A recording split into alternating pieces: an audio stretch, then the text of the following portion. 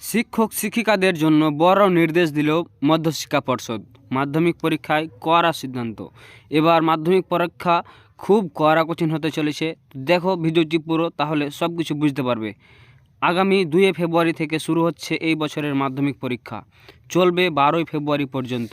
এই পরীক্ষার দিনগুলিতে নজরদারি বাড়াতে নির্দেশ দিয়েছে মধ্যশিক্ষা পর্ষদ। এবার পরীক্ষা দেবে লক্ষ লক্ষ পরীক্ষার্থী। 3 লক্ষ পরীক্ষার্থী বেড়েছে। মাধ্যমিক পরীক্ষার অ্যাডমিট কার্ড নিয়ে নির্দেশিকা জারি করেছে পর্ষদ। সময় হলেই এলো, জানুয়ারি মাসে অর্ধেক হয়ে গিয়েছে।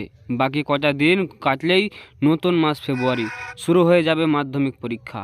এই পরীক্ষা চলাকালীন নজরদারিতে বাড়তি জোর দিতে নির্দেশ দিয়েছে মধ্যশিক্ষা পর্ষদ।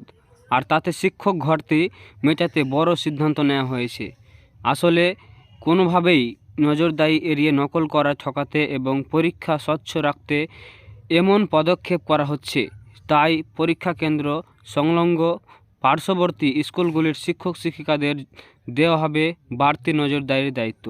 বাধ্যতামূলকভাবে তাদের সেই নজরদারির দায়িত্ব পালন করতে হবে বলে জানা যাচ্ছে। তবে এখানেই শেষ নয়। পার্শ্ববর্তী স্কুলগুলির থেকে যাদের দায়িত্ব নেওয়া হবে তারা সেটা অস্বীকার করতে পারবে না, কারণ এটা তাদের ডিউটির মধ্যে পড়বে। স্কুলগুলিকেও বাধ্যতামূলকভাবে শিক্ষক শিক্ষিকাদের অন্য স্কুলের নজরদারির দায়িত্বে পাঠাতে হবে। আর সেটা না ঘটলেই শাস্তি জুটবে পারে বলে সূত্রের খবর। একাধিক জেলার স্কুল পরিদর্শকের এবার এমনি নির্দেশিকা পাঠালো মধ্য পর্ষদ।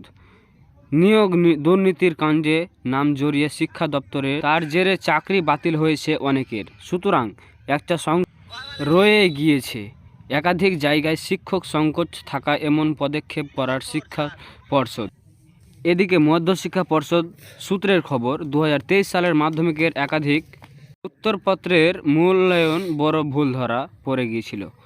তাই ওই ঘটনার যাতে পুনরাবৃত্তি না হয় সেটাই চাইছে মধ্যশিক্ষা পর্ষদ। তার উপর যদি অভিযোগ উঠে নকল করার, তাহলে পরীক্ষা নিয়ে প্রশ্ন উঠে যাবে।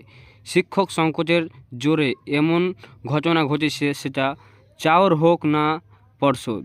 এই কারণে আগাম সিদ্ধান্ত নেওয়া হয়েছে, এক স্কুলের শিক্ষক শিক্ষিকা আর এক স্কুলে গিয়ে নজরদারিতে জোর দেবেন শুধু পরীক্ষার দিনগুলিতে।